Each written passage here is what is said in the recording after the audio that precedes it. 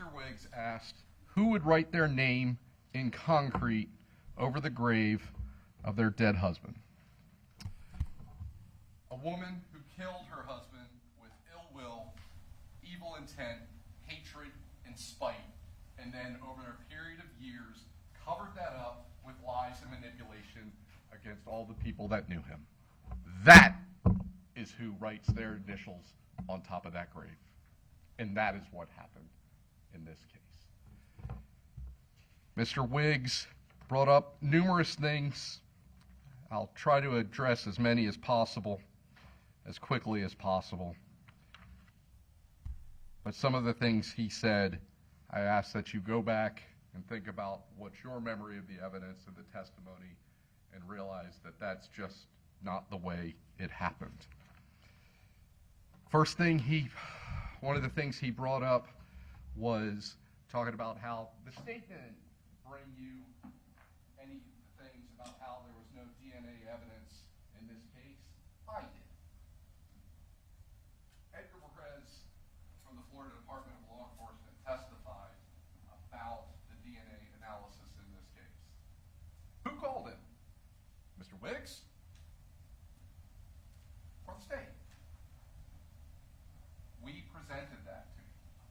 We presented you the fact that what the DNA evidence was, and the fact that it's not that it was someone else's DNA and we can't match it up. There's just not enough genetic material in anything that was in that gravesite to compare it to anyone. But that came from the state. And Mr. Wiggs got up here and talked to you and said that he was the one that brought that out. And that's not true. It just goes back to the can't trust the little things, how can you trust the big things? He talks about what he refers to as shrapnel in the skull and how that's evidence of potential 2 bullets. That's what Dr. Shaw told you. That's not what Dr. Shaw or Dr. Coverley told you. They said that shrapnel is not evidence of a second bullet, but when there is gunshots like that, typically there will be small metal fragments from the bullet. There's only one entry wound. There's no exit wounds, and there is one projectile. There's no second bullet. There's no second shot. Talks about how the state has presented no evidence to refute self-defense.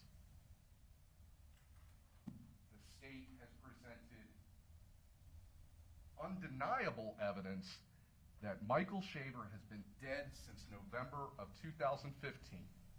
And if he is dead in 2015, he can't possibly be on the Shaver porch sometime in May in 2016 and have the events that were relayed to you happen. That's how we've proven to you beyond a reasonable doubt that this wasn't self-defense, because we've proven to you beyond a reasonable doubt that he has been dead since November of 2015.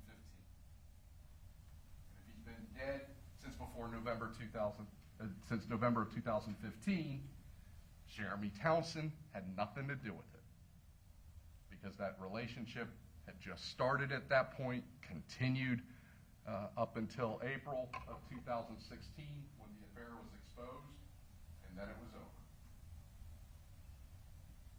Laurie Shaver can tell you what day she kicked her husband out of the home in November of 2015, but cannot tell you the day he died. Think about that. Isabel can't even tell you what month or what year, but Joy says she's a kid. You know, that's not a big deal. Laurie Shaver cannot tell you the day her husband was killed on her front porch. That is completely unreasonable. And the only reason for that is because she's afraid I'm going find something in some of these records to completely refute it. So if she tries to keep it vague, that's harder to do. But Michael Shaver has been dead since November, and if he's dead in November, the way Isabel and Laurie described these events to you could not have happened, and therefore it's not self-defense or defense of others.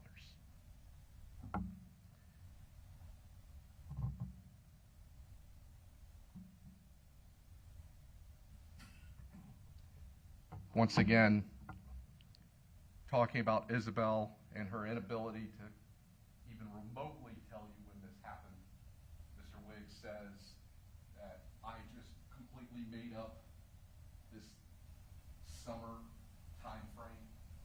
I ask you to go back, think about her testimony, look at your notes. When I went through and I asked her, can you tell me what grade you were in? No.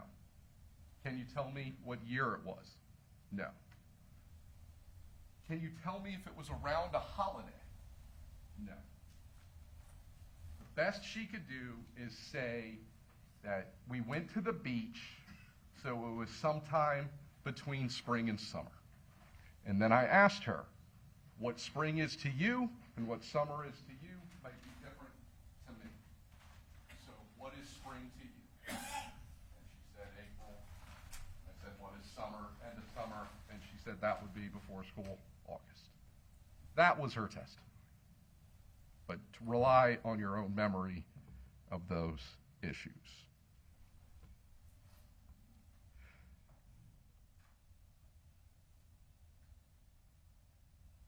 Briefly talking about accessory after the fact.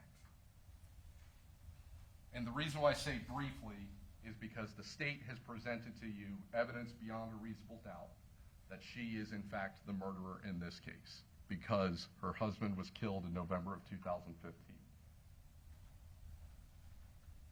The evidence, the story, with all of its holes that the defense has been presented to you, if you were to believe that and ignore all the evidence and just ignore the facts that Mike was completely disappeared off the face of the earth for 6 months without a car, without a job, without a bank, without a phone, without any contact from friends, family, co-workers for 6 months, and showed up without a vehicle,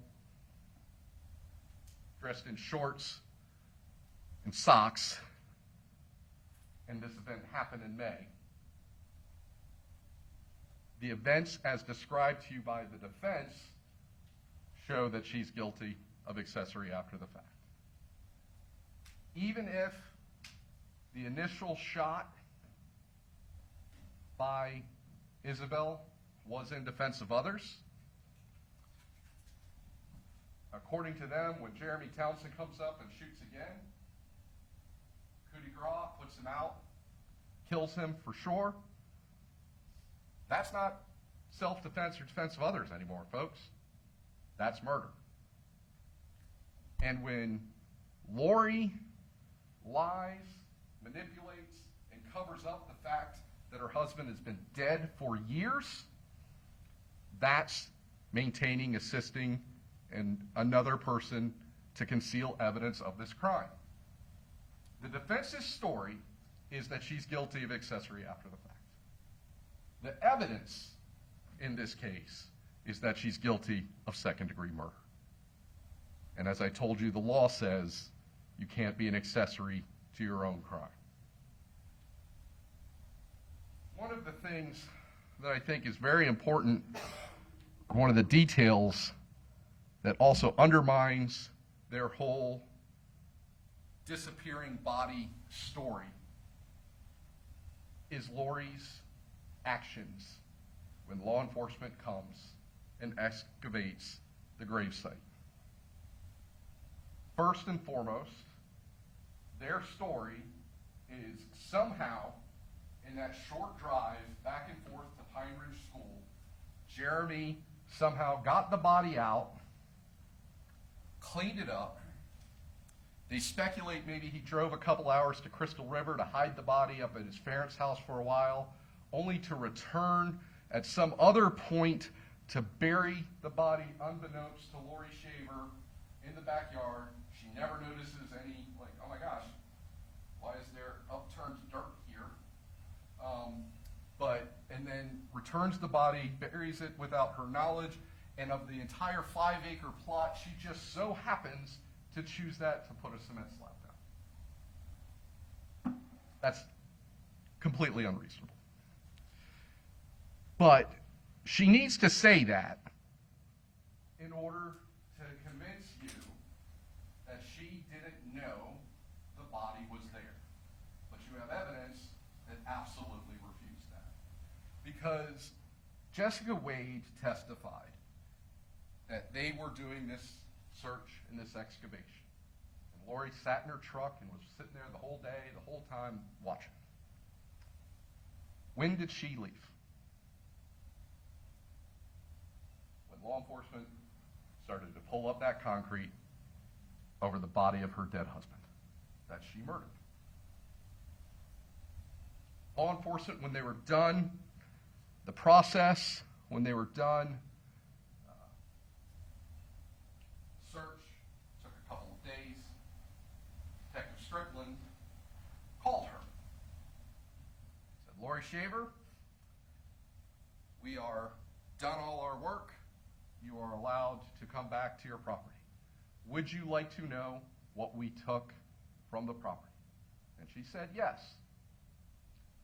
And he went through and proceeded to tell her everything that they took. We took some swabs, we found some projectiles, we took some other items from inside the house.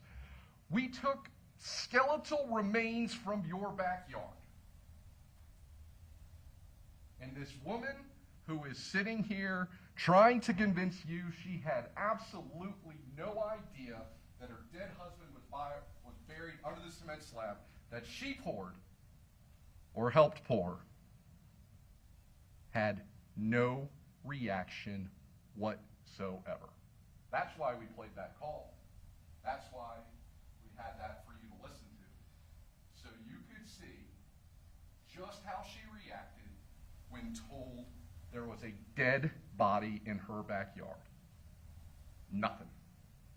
Because she knew it was there. She absolutely knew that.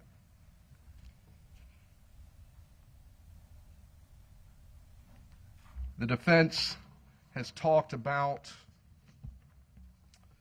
how law enforcement, how their investigation, and they didn't look into self-defense. They didn't look into this story.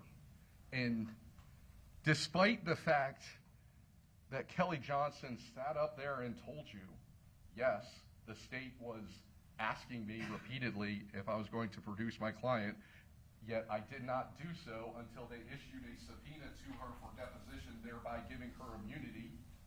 I wasn't going to allow her to talk to them. But he wants to put the blame for not looking into her on me? When the witness he called said I was the one preventing it because I was doing my job as an attorney, and he sits up here and tells you that's me not looking into it? That's just not true. And it's not true based on the evidence he presented.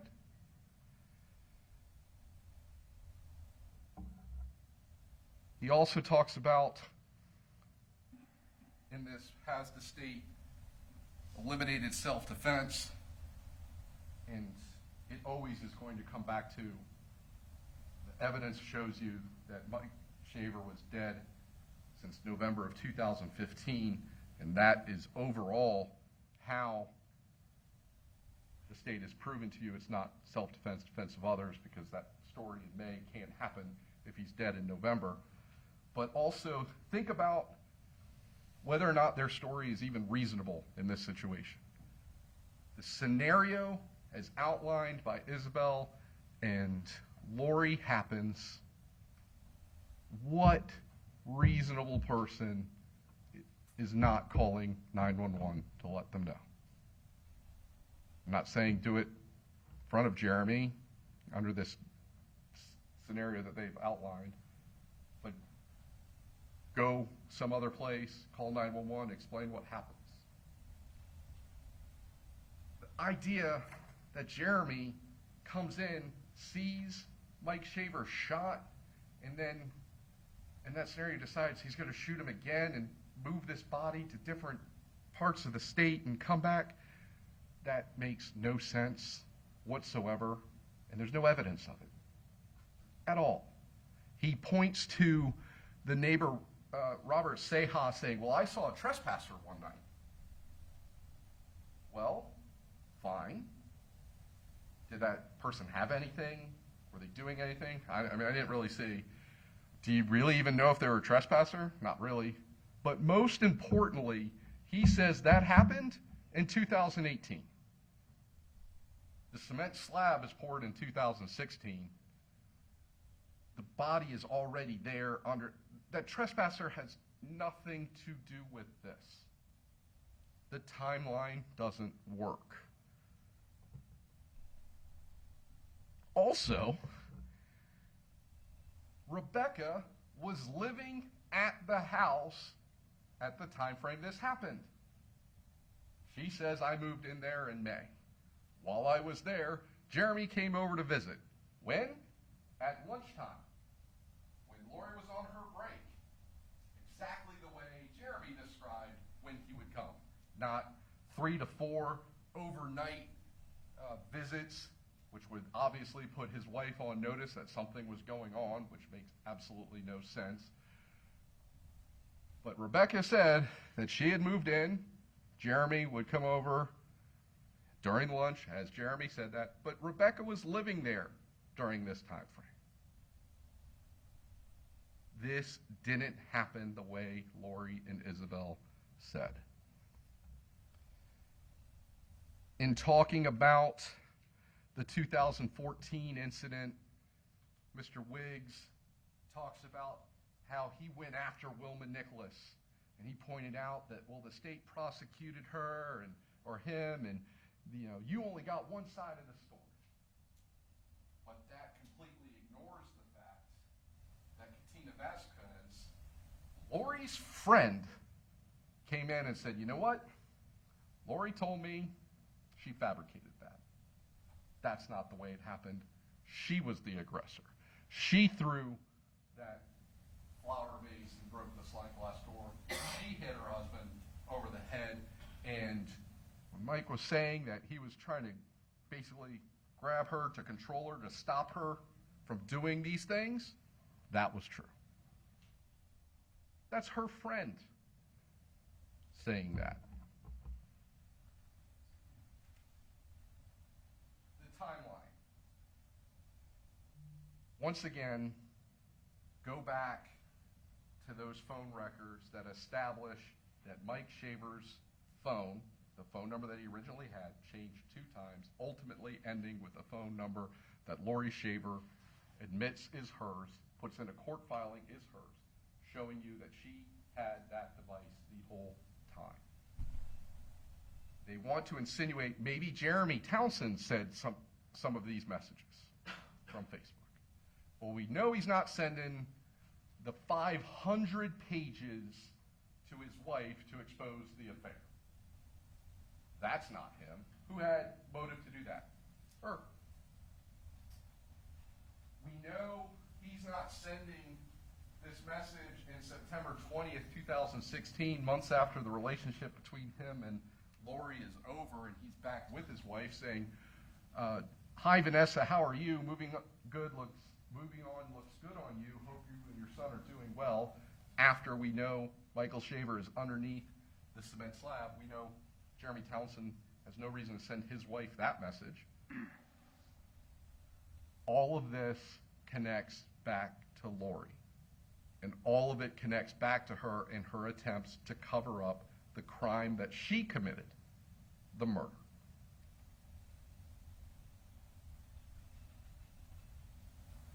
Mr. Wiggs, as he was going through, kind of picked and chose some things here about the heat of passion defense, and just kind of threw out some buzzwords like digital data he's been doing all week.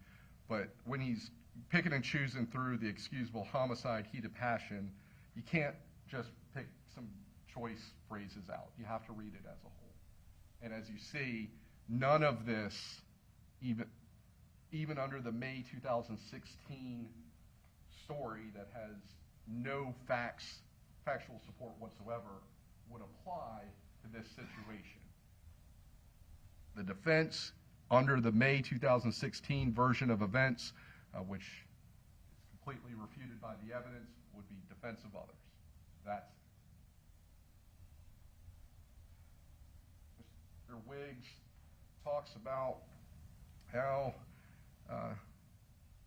there's been no investigation into whether or not there was drag marks or chlorophyll testing. That's fake CSI TV stuff, folks. There's been no testimony whether or not that test even exists. Quite frankly, I've never even heard of that. He talks about Richard Connor and the long credentials of Mr. Connor and Corporal Strickland. He's just a corporal. He's just law enforcement. He doesn't even know what he's talking about. What did Corporal Strickland and Richard Connor say that conflicted each other? Nothing. Absolutely nothing. They both told you an IP address is something that is given to you by an internet service provider, and it's assigned a location. It's basically like a physical address. That is what people will use in order to hook up their devices to the internet. They both said that. Richard Connor acknowledges that the Facebook records and the IP logs within them are the types of things that he, as an expert, relies on all the time. Richard Connor told you that those Facebook records that Mr. Wiggs wants to say are unreliable were reliable. He says that the fact that two different accounts are accessing the same IP address and close in time is consistent with them being in the same location.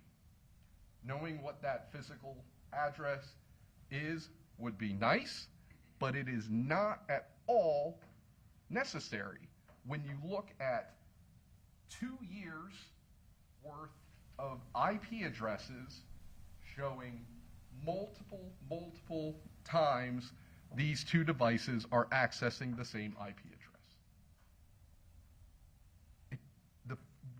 Where she was using both of these devices doesn't matter.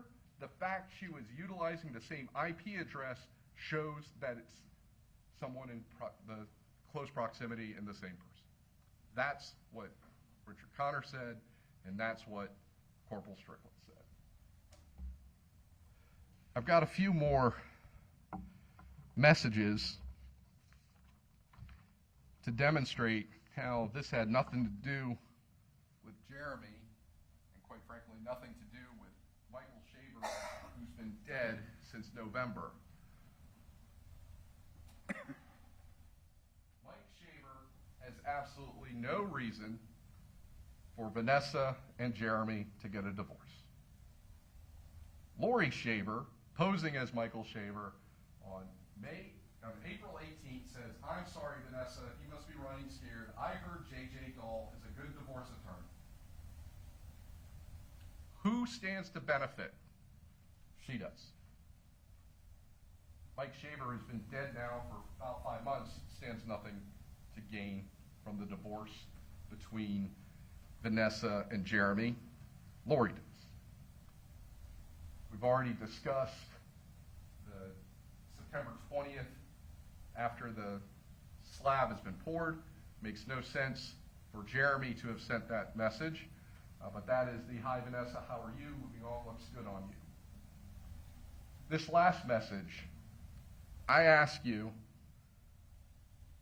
is this a message sent by a man trying to inform another woman that his husband is cheating on him? Or is this the message of a woman trying to drive a wedge and get a divorce so she can get the man she wants? This is April 20th, 2016. "Hello, Vanessa. How are you doing? I know you asked for no more information. right there. Vanessa said, I know there's this affair. You don't need to give me anything more. I got it. But I feel you should be aware of this. There are emails from October through November I have been reading. There is one from November 3rd where she asks him if he changed the sheets. He replied, no, that he had not. Loved being able to smell her and that he would inform you the spot was from him if you noticed. It appears she has been at the house and they have had sex in your bed. Thought you should know that. It also appears he invited her to stop by at your Halloween party, but she declined, not feeling comfortable with you being there. Pictures of that night were sent as well. There's a ton more information about how they met, what transpired. If you would like a copy of email logs, let me know. Vanessa tells him, I got it, I understand they're having this affair, you don't need to give me any more information. But Laurie says, you know I had sex with your husband in your bed, right? Who would do that? Mike Shaver? Jereme Townshend? Chinese hacker? Laurie Shaver.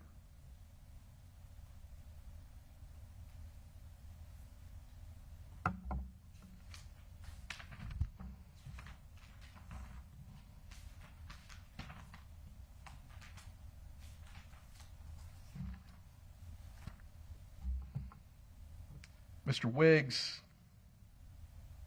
got up here and said, the state just wants you to be mad and check off guilty of second-degree murder because the state's proven to you that she had some affairs. And he said, specifically, why do we have to hear that evidence?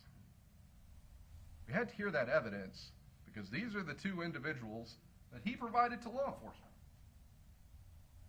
When Laurie was first arrested, he said, you need to look into Jereme Townshend and James Ballou. And how are they connected to Laurie Shaver in this case? They were having affairs with her. This all came to light because Mr. Wiggs told law enforcement, investigate these people. And they did. They did. Jereme Townshend talked to law enforcement 3 separate times. Came in for his deposition. Came in, told you what was going on.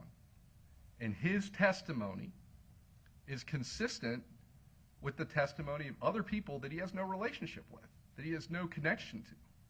Rebecca Urbanowski, who was friends with Laurie, states that Jereme would come over during the day when she was on lunch break and wouldn't spend the night.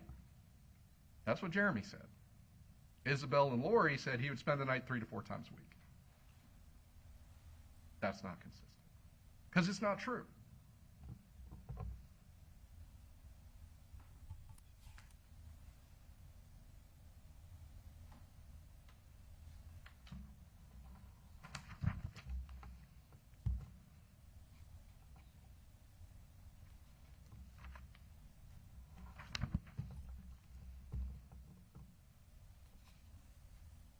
Oh, minor point, but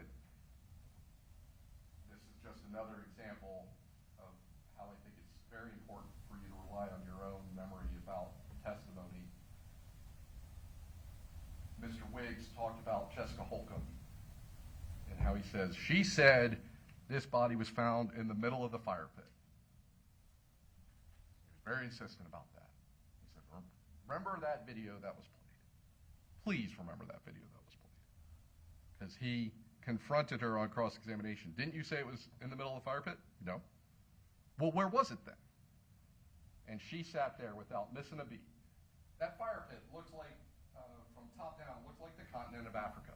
And if you were to go into the bottom section of it and the point facing the house, and you were to go right under there, under where the depression was, that is where the body was found. That's what she said. Not what Mr. Wiggs said. The state has proven second-degree murder beyond all reasonable doubt because of all the evidence points that Michael Shaver, as Laurie said, is not a missing person. He's no longer walking the face of the earth. he has been that way since before November 10th of 2015, when all indications of him and his life are gone. No bank activity, no phone activity, no contact with family, no contact with friends, no contact with work. Wasn't at the hangar where she said, wasn't in Georgia where she said. He's dead because she killed him. And then she made up this May 2016 story to distract. That's pure and simple what we have. If there is absolutely no evidence consistent with that May 2016 story, ask yourself why. And it's because she killed him in November. And because of that, she's guilty of second-degree murder with a firearm. I ask that you return the only verdict consistent with the law, the evidence, and justice, and that is guilty of second-degree murder with a firearm. She possessed that firearm. She discharged that firearm, and she caused great bodily harm or death. Thank you.